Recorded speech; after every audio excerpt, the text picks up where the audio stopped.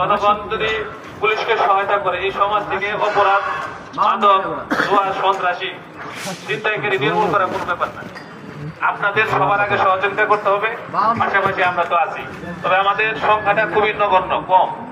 যে পরিমাণ এই 12 লক্ষ পুলিশের জন্য 100 পুলিশ, তাহলে আমাদের সংখ্যাটা খুবই নগণ্য। তাই আপনাদের সহযোগিতা, আপনাদের সাহায্য সবার আগে।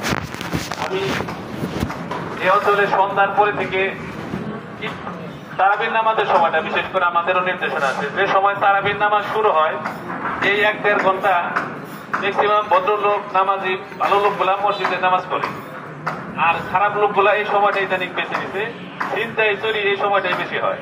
লুটপাট, দোকানে যায় অতর্কিত বাড়ি শুরু করে, মারধর শুরু করে, দা কাশি চাপা দিয়ে নিয়ে এরা রাস্তায় নামে। তারাবির নামাজের সময় শহরে এই অকারেন্সটা বেশি হয়েছে।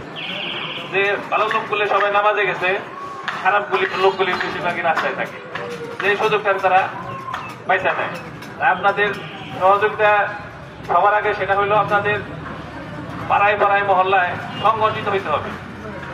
পাড়া মহল্লায় সংগঠিত হইতে হবে, নিরাপত্তা জোরদার করতে হবে, সিকিউরিটি। আর যারা নাইট গার্ড আছে, প্রত্যেক পাশাবাড়িতে কিন্তু নাইট গার্ড আছে, আর প্রত্যেক পাশাবাড়িতে যারা সিকিউরিটি আছে, নিরাপত্তা রক্ষী আছে, এদেরকেও সতর্ক থাকতে হবে। আর পাড়া মহল্লায় আপনারা সিসি ক্যামেরা যতটুকু পারেন সিসি ক্যামেরা লাগানোর ব্যবস্থা করেন।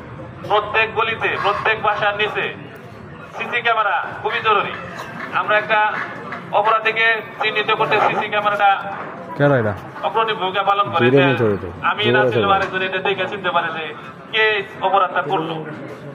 তাই সিসি ক্যামেরা দরকার, পাশাপাশি নিরাপত্তা রক্ষী বাহিনী, যেটা বলে আগে ছিল এক সময় রক্ষী বাহিনী, যে সমাজটাকে সমাজে যাতে কোনো অপরাধ না হয় এরকম সবার সম্মিলিত প্রচেষ্টায় তালাবন এলাকাকে আমরা মাদক মুক্ত, সন্ত্রাস মুক্ত, ছিনতাইকারী মুক্ত, মাদক ব্যবসায়ী মুক্ত করতে চাই। পুলিশ আপনাদের পাশে আছে, আপনাদের সহযোগিতা কাম্য। সবার সহযোগিতা নিয়ে তালাবন এলাকাকে আমরা সকল ধরনের অপরাধ মুক্ত করতে চাই। আপনাদের পাশে চাই পুলিশ, দক্ষিণখান থানা পুলিশ আপনাদের পাশে আছে। ধন্যবাদ সবাইকে।